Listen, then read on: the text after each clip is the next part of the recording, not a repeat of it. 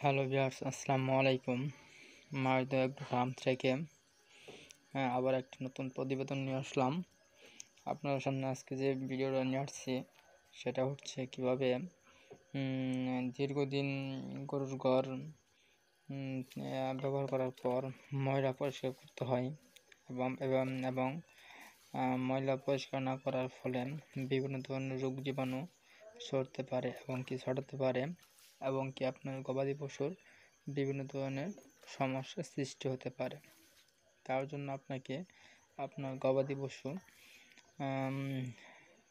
বাসস্থান নিয়মিতভাবে পরিষ্কার পরিচর্যা করতে হবে এবং কি ধৌত করতে হবে।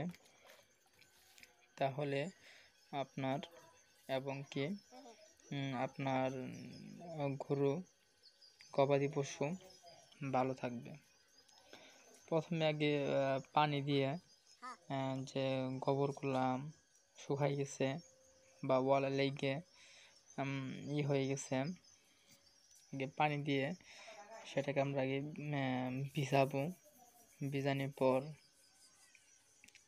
কোনো একটা মাজনি দিয়ে কিংবা অন্য কিছু দ্বারা ঘষাঘষির ফলে ময়লাগুলো উঠে যাবে এবং কি বেশি পরিমাণে পানি ব্যবহার করতে হবে। এরকমভাবে পরিষ্কার করলে তাড়াতাড়ি পরিষ্কার করা যায় এবং কি ভালোভাবে পরিষ্কার করা যায়। এখানে আমার যে সেটটি আছে, এখানে আমি পানি দ্বারা আবার একটা লোহার ইস্পাত দ্বারা ভালো করে ঘষে নিচ্ছি, যাতে করে সহজে ময়লাগুলো উঠে যায়।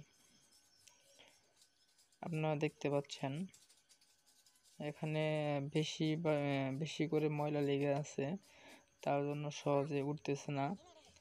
এর জন্য বেশি বেশি ঘষা দিতে হইতেছে এবং কি বেশি শ্রম লাগতেছে। তবে এটি দীর্ঘদিন পরিষ্কার না করার ফলে এরকমটা হয়েছে। নিয়মিতভাবে পরিষ্কার করলে এরকমটা হইতো না। এখন থেকে ইনশাল্লাহ নিয়মিতভাবে পরিষ্কার করা হবে। তো আপনারা যারা নতুন খামারি আছেন, আপনারা নিয়মিতভাবে পরিষ্কার করবেন, তাহলে আপনাদের এই সমস্যায় পড়তে হবে না এবং কি সহজে সমাধান পেয়ে যাবেন।